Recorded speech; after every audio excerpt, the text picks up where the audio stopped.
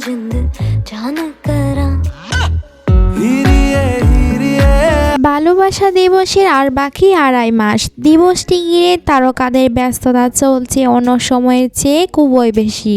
ছোট পর্দার তারকাদের নাটকের শুটিংয়ের ব্যস্ততা কাটছে বেশি। সময়ের ব্যস্ত তারকা সাফা কবিরের ওই মধ্যে 2টি নাটকের শুটিং শেষ করেছেন। ভিন্ন ভিন্ন গল্পের নাটকের শুটিং করছেন বলে জানালেন তিনি।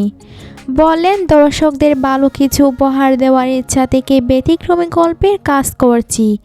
সামনের ভালোবাসা দিবসের দিকে তাই তাকিয়ে আছি।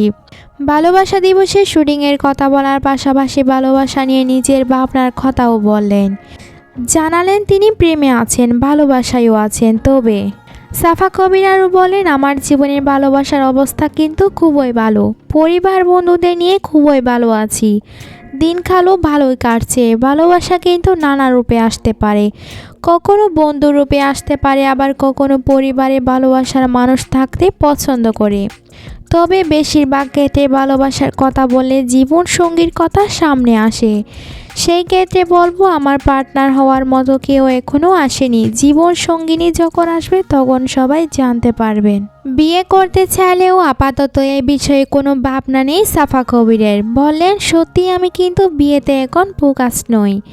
এই জন্যই হয়তো আমার তাড়াহুড়ো নেই, এখনও বিয়ে করতে হবে।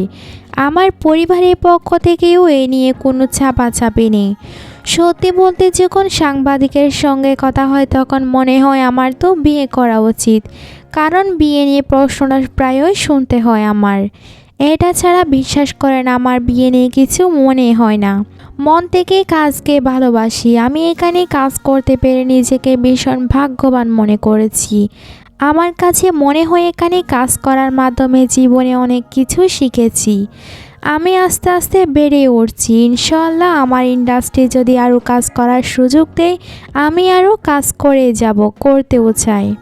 বন্ধু বান্ধব সবাই বিয়ে করে ফেলেছে, তাই বলে আমারও বিয়ে করে ফেলতে হবে সেরকম পরিকল্পনা নেই। বিয়ে করতে হবে বলে করতে চায় না, বিয়ে তখনই করতে চাই যখন আসলে মনে হবে আমি বিয়েটা সত্যি সত্যিই করতে চাই।